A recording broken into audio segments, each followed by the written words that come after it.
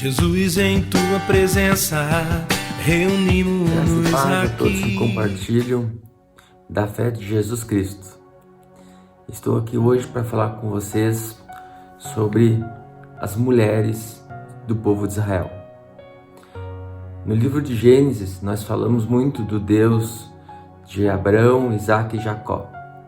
Mas haviam também as matriarcas, as mulheres de Abraão, Isaque e Jacó. Abraão tinha sua Sara, Isaque tinha sua Rebeca, Jacó tinha sua Raquel. Essas foram as matriarcas do povo de Israel. E muito temos que aprender com essas mulheres de fé, essas mulheres fortes. Essas mulheres tinham em comum serem estéreis.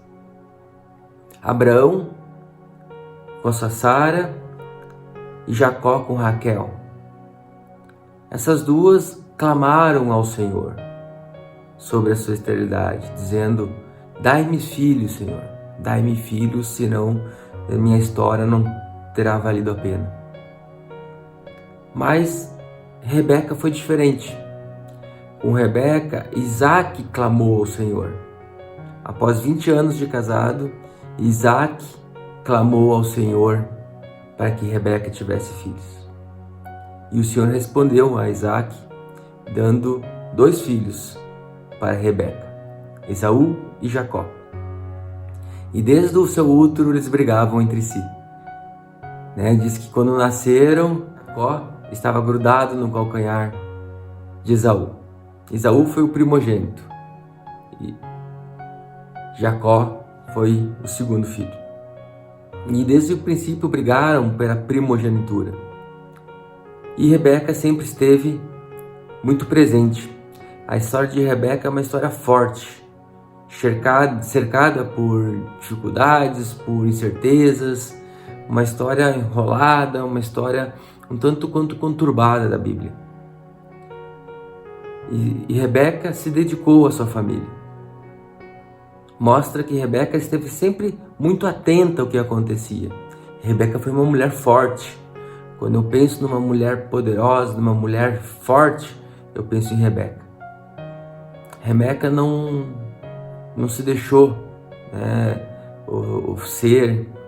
mesmo vivendo num mundo patriarcal, em que o homem era o centro, ela conseguiu exercer a sua influência sobre aquela família.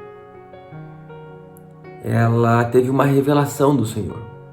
Ela clamou ao Senhor e o Senhor revelou em suas orações que o seu filho mais velho serviria ao seu filho mais novo. Isso foi uma revelação que nós temos que entender. Que Rebeca, ela dedicou a sua vida para Jacó.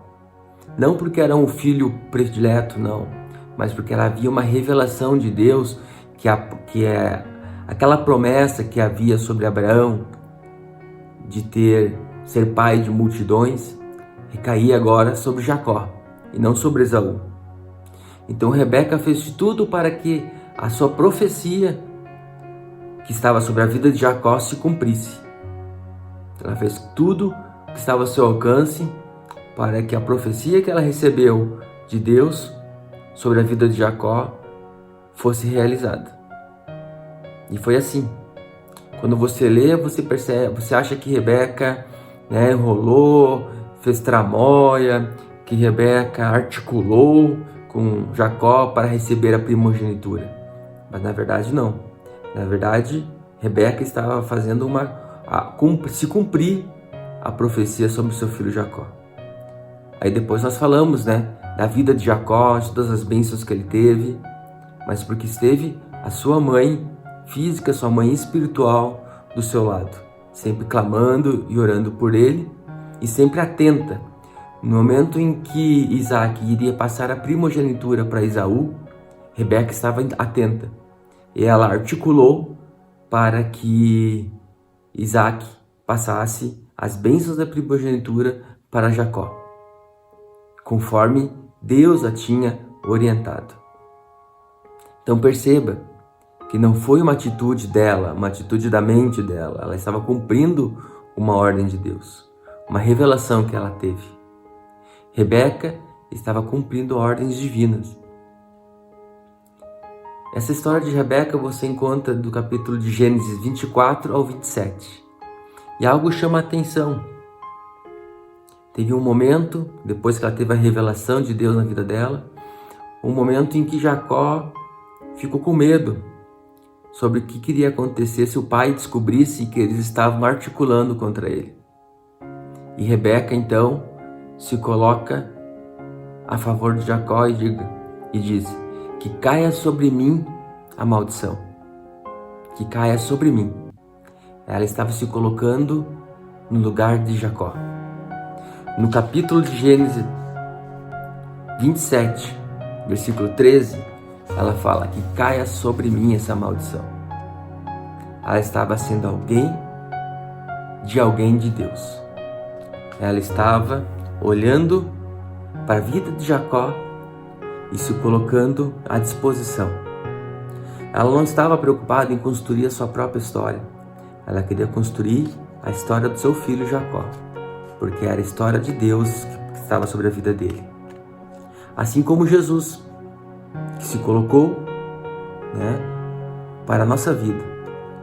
Ele se negou a si mesmo para que nós pudéssemos ter a nossa vida, para que nós pudéssemos ter contato novamente com o Pai. É um paradoxo da história de Rebeca com Jesus. Jesus falou: eu vou ser alguém na sua vida para que o propósito do meu Pai se realize na sua vida. Nós só somos o que somos porque tivemos alguém para cuidar de nós. Alguém que clamou, alguém que se entregou, alguém que compareceu diante de Deus a nosso favor. Alguém que nos gestou em orações. Alguém que foi alguém para nós. Então vamos aprender com a história da vida de Rebeca, dessa matriarca do povo de Israel, dessa mulher forte, essa história cheia de intrigas, de artimanhas, mas que Deus usou a vida dela para cumprir a sua profecia sobre Jacó. Que possamos entender que muitas vezes temos que negar a nós mesmos e ser servos na vida de outra pessoa. Ser servos para que o propósito de Deus na vida das outras pessoas seja cumprido. Ser alguém de Deus. Deus abençoe, tenha uma ótima semana. Tchau. Jesus, em tua presença, reunimos-nos aqui, contemplamos tua face e rendemos-nos a ti.